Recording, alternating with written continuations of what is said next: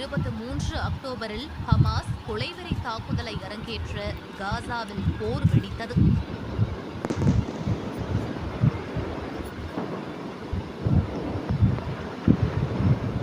இப்போது காசா இஸ்ரேல் தாக்குதலில் நெருப்பு புயல் கடந்தது போல காட்சியளிக்கிறது.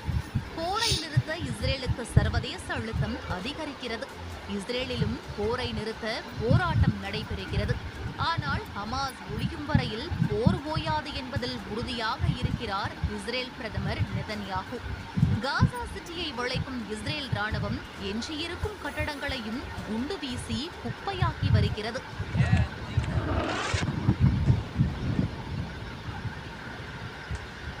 இஸ்ரேல் தாக்குதலில் உயரடுக்கு மாடிகள் எல்லாம் ஒரு நொடியில் தரைமட்டமாகி வருகிறது.